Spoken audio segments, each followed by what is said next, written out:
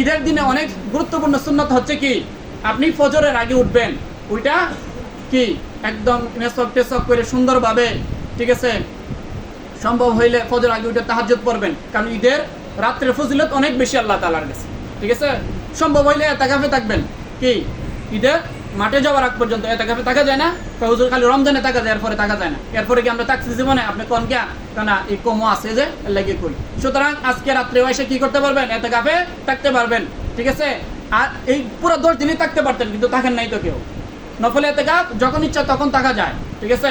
বিশেষ করে ঈদের রাত্রে অনেক ফজিলত হাদিসের মধ্যে আছে, দুর্বল হইলেও, যে ঈদের রাত্রিগুলোতে যারা ইবাদত করবে আল্লাহ রাব্বুল আলামিন তাদের অন্তরগুলো কি করবেন না, মারবেন না, যখন সব অন্তর মরে যাবে, অর্থাৎ তাদের অন্তরকে আল্লাহ তাজা রাখবেন, তাদেরকে হাস্যোজ্জ্বল রাখবেন, এবং তারা কি থাকবে, খুশি থাকবে, আনন্দিত থাকবে। সুতরাং অনেক ফজিলত এছাড়া আছে। সেজন্য আমরা সবাই ঈদের রাত্রে কি করবো, ইবাদতবন্দি কি করবো, প্রয়োজনে মসজিদে এসে ইতিকাফ থাকবো ঈদের নামাজ রাখ পর্যন্ত। এরপরে আমরা কি করবো, মিসক টিসক করে ফজর নামাজ পড়ে, এরপরে এশাকের নামাজ তো নাই, দিন এশাকের নামাজের টাইমে আমরা কি করে ফেলবো, ঈদের নামাজ পড়ে ফেলবো, এবং এই যে ভালো উত্তম জামা কাপড় পরবো, আতর টাতর লাগাবো, ঠিক আছে না।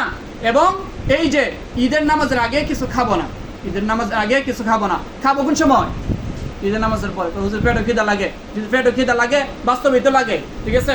সুতরাং এর জন্য ঈদের নামাজটা একটু আগায় আনলে কুরবানির কি পশু দিয়ে তাড়াতাড়ি খাওয়া যাবে, কি করা যাবে, তাড়াতাড়ি খাওয়া যাবে।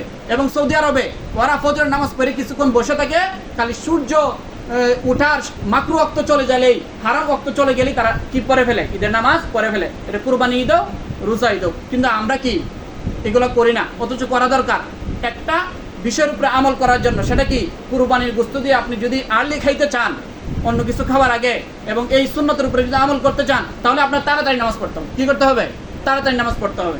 আপনি যদি অলসতা ভাঙেন, তাহলে আপনি ফজরের নামাজের পরে যত তাড়াতাড়ি সম্ভব, এত তাড়াতাড়ি ঈদের নামাজ পড়ে আমরা এটাকে জবে করে একদম সুন্দরভাবে রান্না টান্না করে খাইতে পারবো, কোনো সমস্যা নাই, ঠিক আছে। নিয়ত আমাদের ঠিক ছিল আল্লাহকে খুশি করা। তাড়াতাড়ি কেন করতেছি, যাতে আরেকটা আমল করতে পারি। কিসের জন্য, যাতে এই পশুর কুরবানি, অর্থাৎ এটা আল্লাহর পক্ষ থেকে দাওয়াত, যেটা দিছি এটা তো আল্লাহর জন্য দিয়ে ফেলছি, ঠিক না।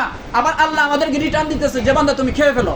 অন্যান্য ধর্মে হালাল ছিল না, কিন্তু আমাদের ধর্মে হালাল, যে পশু যেটা আল্লাহকে আমরা কুরবানি করে দিয়ে ফেলবো, এটা আল্লাহ আবার আমাদেরকে রিটার্ন দিয়ে বলতেছে, বান্দা তুমি খাও, আমি তো খাই না, সুতরাং যদি খাইতে হয় এটা দিয়া, এবং এটা দিয়ে খাওয়া ভালো